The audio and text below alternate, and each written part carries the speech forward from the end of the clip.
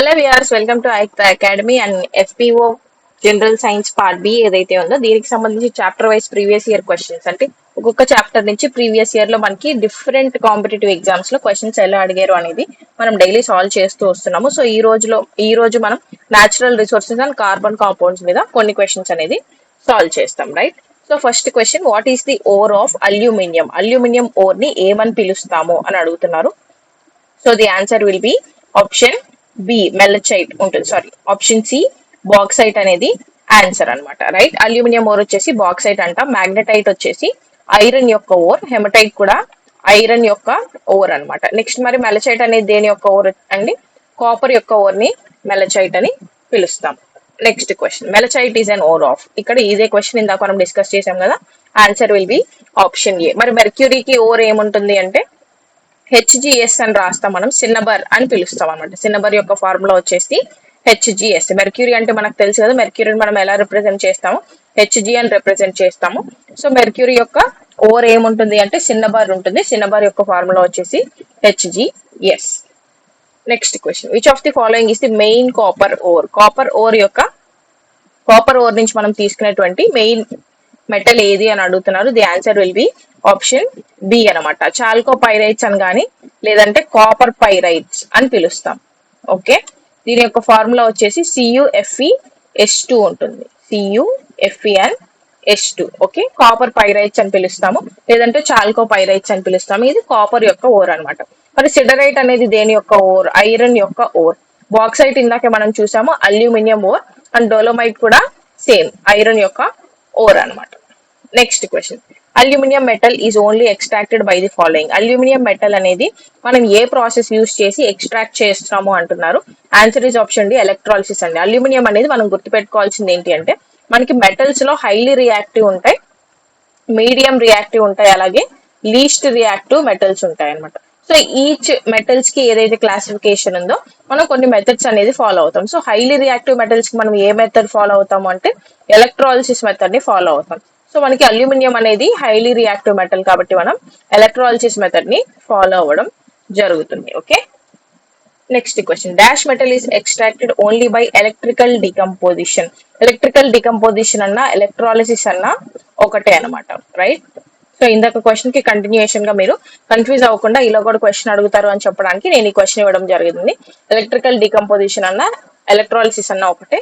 So the answer will be option A aluminium. మరి aluminium manufacturing అనేది మనం ఎలా చేస్తాము, ఈ యొక్క ప్రాసెస్ ని మనం ఏం పిలుస్తాము అనేది కనుక తెలిస్తే please to comment in the comment section. Aluminium యొక్క మ్యానుఫ్యాక్చరింగ్ ప్రాసెస్ ని ఏమని పిలుస్తాం?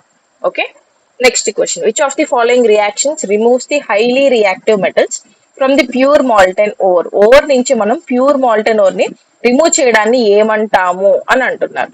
మనం ఇందాకే డిస్కస్ చేసాం కదా, హైలీ రియాక్టివ్ మెటల్స్ ని ఓర్ నుంచి రిమూవ్ చేయడాన్ని ఏమంటాము? ఎలక్ట్రాలిసిస్ అని అంటాం. మరి నెక్స్ట్ కాల్సినేషన్ అండ్ రోస్టింగ్ అంటే ఏంటి? ప్రెజెన్స్ ఆఫ్ ఎయిర్ లో అలాగే అబ్సెన్స్ ఆఫ్ ఎయిర్ లో మనం చేసే ప్రాసెస్ నే కాల్సినేషన్ అండ్ రోస్టింగ్ ప్రాసెస్ అని అంటాం. ఇక్కడ O2 అనేది ఇంపార్టెంట్ అనమాట, అంటే ఎయిర్ యొక్క ప్రెజెన్స్ అండ్ అబ్సెన్స్ ఇక్కడ మెయిన్ రోల్ ప్లే చేస్తాయి. Next question, galena is the ore of. Galena అంటే ఫార్ములా ఏంటి? PbS. సో మీకు ఫార్ములాస్ అనేవి గుర్తుంటే మీకు ఈజీగా ఆన్సర్ అనేది ఇక్కడ వచ్చేస్తుంది అనమాట. గెలీనా అంటే ఫార్ములా ఏంటి? PbS. PB అనేది దేనికి ఫార్ములా?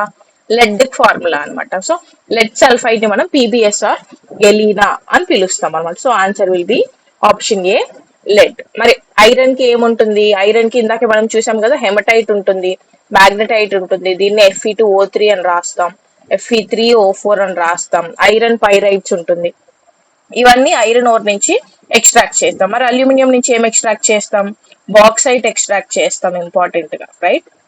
అండ్ దెన్ కాపర్ నుంచి మనం ఇందాకే చూసాం కదా, కాపర్ నుంచి CuFeS2 కాపర్ సల్ఫైడ్ కూడా తీసుకురావడం జరుగుతుంది అనమాట. Okay, next question, which of these is neither a metal Nar a metal?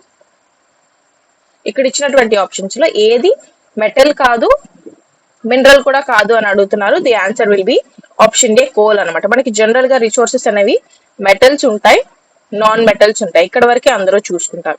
But metals and non metals తో పాటు మనకి ఎనర్జీ రిసోర్సెస్ అని కూడా ఉంటాయి అనమాట. మెటల్ రిసోర్సెస్ ఉంటాయి, నాన్ మెటల్ రిసోర్సెస్ ఉంటాయి, అలాగే ఎనర్జీ రిసోర్సెస్ ఉంటాయి. సో ఇక్కడ ఏం అడుగుతున్నారు, మెటల్ కాదు మినరల్ కానిది ఏంటి అని అడుగుతున్నాడు. ఓకే, సో బాక్సైట్ అంటే ఏంటి మనకి, బాక్సైట్ అంటే మినరల్ అన్నమాట. ఓకే, టిన్ అండ్ నికెల్ అనేది ఏంటి, మెటల్స్. మనకు తెలుసు టిన్ అండ్ నికెల్ అంటే మెటల్స్. నికెల్ అంటే మన ఫార్ములా ఏంటి, Ni అని రాస్తాం, టిన్ అంటే Sn అని రాస్తాం, రైట్.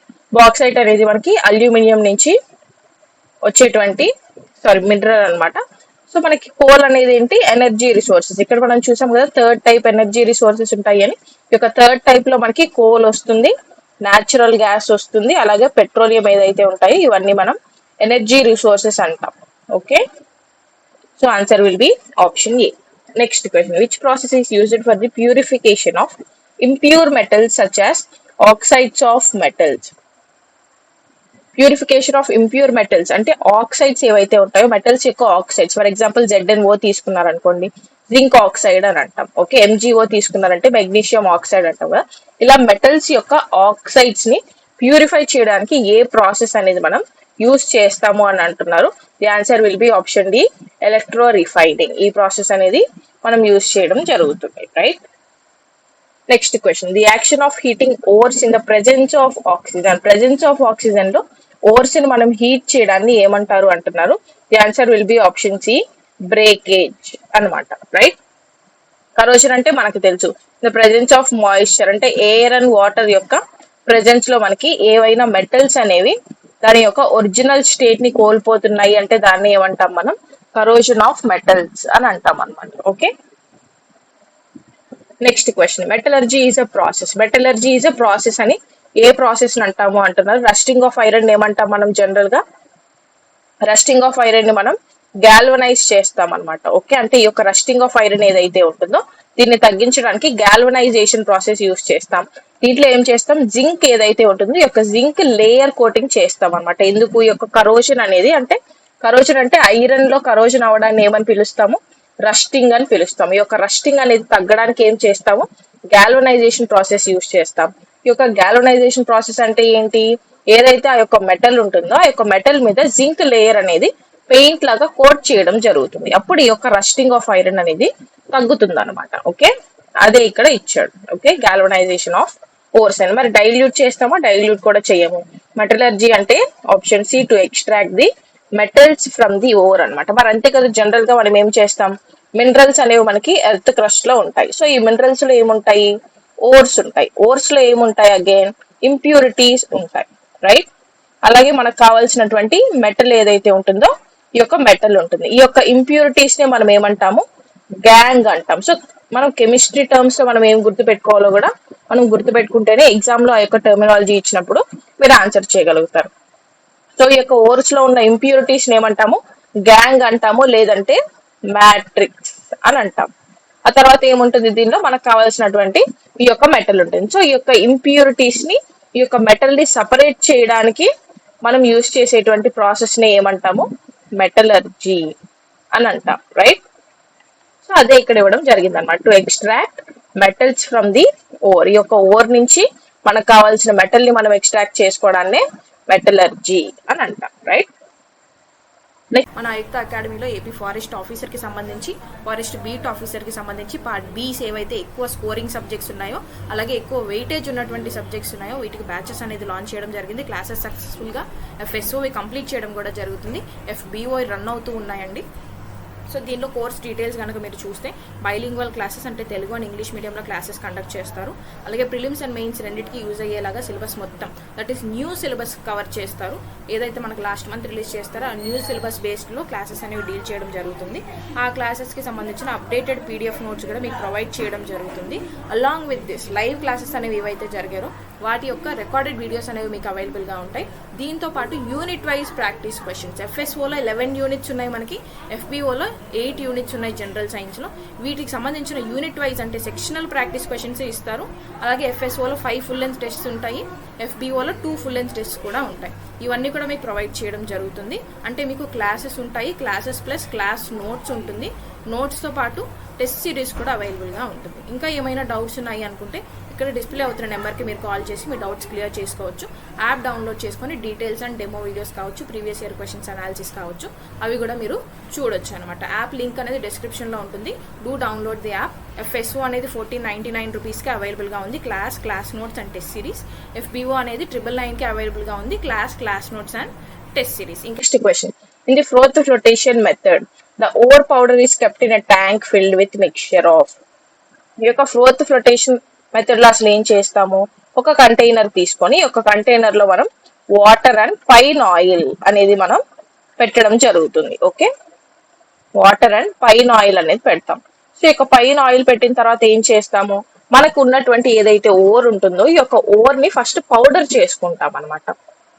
ఎలా పౌడర్ చేసుకుంటాము, ఎయిదర్ గ్రైండింగ్ కానీ లేదంటే క్రషింగ్ మెథడ్ కానీ యూజ్ చేసి ఓకే ఏం చేస్తాము, పౌడర్ చేసుకుంటాం. ఈ యొక్క ఓర్ ని పౌడర్ చేసుకొని ఈ యొక్క పౌడర్ ని ఈ యొక్క కంటైనర్ లో వేస్తాం అనమాట. దేంట్లో అయితే వాటర్ అండ్ పైన్ ఆయిల్ ఉంటుందో ఈ యొక్క కంటైనర్ లో వేస్తాము. ఆ తర్వాత ఏం చేస్తాము, ఒక రాడ్ తీసుకుంటాం, లైక్ ఒక స్టిక్ లాంటిది తీసుకొని, ఇది ఎలాంటి రాడ్ అంటే మ్యాగ్నెటిక్ రాడ్ అనమాట.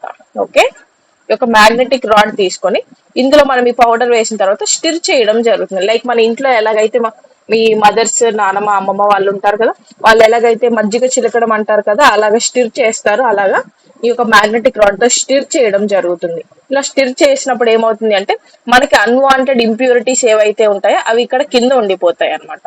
ఓకే, ఇంప్యూరిటీస్ అనేవి ఇలా కింద ఉండిపోతాయి. మనకు కావాల్సిన మెటల్ ఏదైతే ఉంటుందో ఆ యొక్క మెటల్ అనేది ఈ యొక్క లిక్విడ్ లో డిజాల్వ్ అయిపోతుంది. సో ఈ యొక్క లిక్విడ్ నుంచి మళ్ళీ మనం మన మెటల్ ని రిఫైన్ చేసుకోవడం అనేది జరుగుతుంది. అలా మనం మెటల్ ని తీసుకొస్తాం using the froth flotation method. Okay, so the answer will be option B. మరి ట్యాంక్ లో ఏముంటుందని చెప్పాను ఇందాక, వాటర్ అండ్ పైన్ ఆయిల్ ఉంటుందని చెప్పాను కదా. So the answer will be option B. Next question. The fibres such as nylon and polyester that are made from chemical substances are called. వీటిని ఏమంటారు అంటున్నారు. జనరల్ గా మనకు తెలుసు కదా, పాలిమర్స్ ఉంటాయి. ఓకే, ఈ యొక్క పాలిమర్స్ 2 types. ఫస్ట్ వచ్చేసి న్యాచురల్, సెకండ్ వచ్చేసి ఆర్టిఫిషియల్ అనైనా అనొచ్చు, లేదు అంటే మ్యాన్ మేడ్ అనైనా అనొచ్చు, లేదు అంటే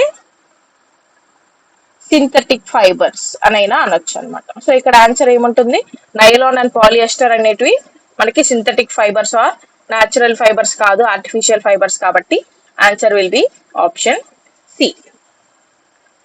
next question. Which of the following is used in plastics. Plastics లో మనం దేన్ని యూజ్ చేస్తాము అంటున్నారు. Answer will be option B, ethylene. Ethylene ని మనం ప్లాస్టిక్స్ ఏవైతే ఉంటాయో వాటిని మ్యానుఫ్యాక్చర్ చేయడంలో కానీ యూజ్ చేయడంలో కానీ, అంటే వాటిని తయారు చేయడంలో మనం ఈ యొక్క ఇథిలీన్ ని యూజ్ చేయడం జరుగుతుంది. మరి ఇథిలీన్ ఫార్ములా ఏంటి, C2H4 అన్నమాట. దీన్ని మనం ఈ యొక్క మ్యానుఫ్యాక్చరింగ్ ఆఫ్ ప్లాస్టిక్ లో యూజ్ చేస్తాం. మరి బ్యూటైన్ ఎక్కడ ఉంటుంది, ఏదైతే మనకి ఎల్పిజి గ్యాస్ సిలిండర్స్ ఉంటాయో ఈ యొక్క ఎల్పిజి గ్యాస్ సిలిండర్స్ లో మనకి ప్రోపేన్ ఉంటుంది, బ్యూటైన్ ఉంటుంది, అండ్ దెన్ ఐసోబ్యూటేన్ అనేది ఉంటుంది. రైట్.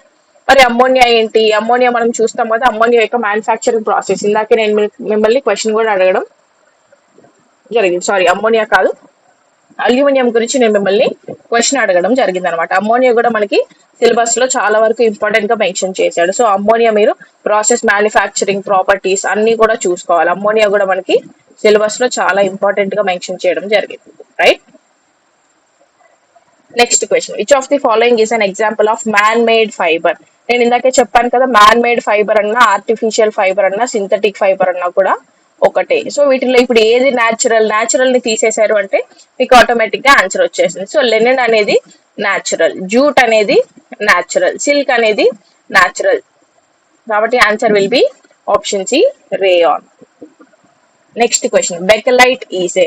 బెకలైట్ అనేది ఏంటి అని అడుగుతున్నారు. బెకలైట్ అనేది నథింగ్ బట్ ఇన్సులేటర్. ఇన్సులేటర్ అంటే ఏంటి అంటే ఏదైతే ఎలక్ట్రిసిటీని పాస్ చెయ్యదో దాన్ని మనం ఏమంటాము అంటే ఇన్సులేటర్ మెటీరియల్ అంటాము. వీటిని మనం ఎక్కడ యూజ్ చేస్తాము అంటే మన ఇంట్లో స్విచ్ బోర్డ్స్ ఉంటాయి కదా, ఈ యొక్క స్విచ్ బోర్డ్స్ నుంచి ఎలక్ట్రిసిటీ అనేది పాస్ అవ్వకుండా మనం ఒక బోర్డ్ అనేది పెడతాం కదా, టు కవర్ దట్. ఆ వైర్స్ అన్ని మనకు బయట కనిపించకుండా ఒక బోర్డ్ తో మనం కవర్ చేసి ఉంటుంది.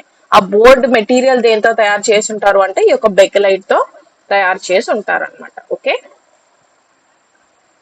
Next question, dash polymer is used in making floor tiles. Floor tiles use చేయడంలో ఏ పాలిమర్ ని యూస్ చేస్తాము అంటున్నారు. ఆన్సర్ ఈస్ ఆప్షన్ ఏ అండి, పాలీవినైల్ క్లోరైడ్ ని పీవీసీ అని కూడా పిలుస్తాము. వీటితోనే మనం పైప్స్ కూడా చేస్తాం అన్నమాట. మీరు అడ్వర్టైజ్మెంట్స్ చూస్తుంటారు పీవీసీ పైప్స్ అని చెప్పి. సో ఈ యొక్క పైప్స్ మేకింగ్ లో కావచ్చు, ఫ్లోర్ టైల్స్ మేకింగ్ లో కావచ్చు, మనం పాలీవినైల్ క్లోరైడ్ ని యూస్ చేస్తాం. మరి టెఫ్లాన్ ఎక్కడ యూస్ చేస్తాము? టెఫ్లాన్ ని మనం నాన్ స్టిక్ ప్యాన్స్ ఉంటాయి కదా, జనరల్ గా కుకింగ్ యుటెన్సిల్స్ లో నాన్ స్టిక్ ప్యాన్స్ ఉంటాయి. ఈ యొక్క ప్యాన్స్ అనేది టెఫ్లాన్ తో తయారు చేసి ఉంటాయి. నైలాన్ అంటే నథింగ్ బట్ ఒక సింథటిక్ ఫైబర్ అన్నమాట.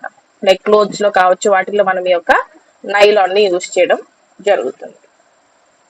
Next question, dash is not a thermoplastic polymer. Thermoplastic polymer కానిది ఏది అంటున్నారు. థర్మోప్లాస్టిక్ పాలిమర్ కానిది వచ్చేసి బెకలైట్. మనం ఇందాకే చూసాం కదా, ఏదైతే ఎలక్ట్రిసిటీని పాస్ చేయదో దాన్ని ఏమంటారు అన్నాం, ఇన్సులేటర్ అన్నాం. సో ఇది ఇన్సులేటర్. అలాగే థర్మోప్లాస్టిక్ పాలిమర్ కానిది అంటున్నారు. థర్మోప్లాస్టిక్ పాలిమర్ ఎందుకు కాదు అంటే, మనకి టెంపరేచర్ జనరల్ గా ఇంక్రీజ్ అయినప్పుడు ఈ యొక్క బెకలైట్ అనేది ఏమవుతుంది అంటే సాఫ్ట్ అయిపోతుంది అనమాట. టెంపరేచర్ అనేది డిక్రీజ్ అయింది అన్నప్పుడు ఇది ఏమవుతుంది అంటే హార్డ్ అయిపోతుంది. అంటే దీని యొక్క ప్రాపర్టీస్ అలా ఉంటాయి అనమాట. సో ఫిజికల్ ప్రాపర్టీస్ అలా ఉంటాయి కాబట్టి టెంపరేచర్ ని బేస్ చేసుకొని ఇది చేంజ్ అవుతూ ఉంటుంది. అందుకే దీన్ని ఏమన్నాము, నాట్ ఏ థర్మోప్లాస్టిక్ పాలిమర్ అని అంటున్నాం. Next question, PVC stands for. మనం ఇందాక చూసాం కదా పీవీసీ అంటే ఏంటి, polyvinyl chloride. So the answer is option C. Next question, dash is avoided by coating the conductor wire with PVC. Polyvinyl chloride ని use చేసి కోట్ చేయడం ద్వారా ఏమి అవాయిడ్ చేయొచ్చు అంటున్నారు. That is nothing but short circuit. Okay, ఇది కాకుండా మనం ఈ యొక్క వైర్స్ ఏవైతే ఉంటాయో వాటిని పాలీవినైల్ క్లోరైడ్ యూస్ చేసి కోట్ చేయడం అనేది జరుగుతుంది. Right. So these are all the questions that we wanted to discuss today. Thank you so much for watching and subscribe for more such videos. See you all tomorrow.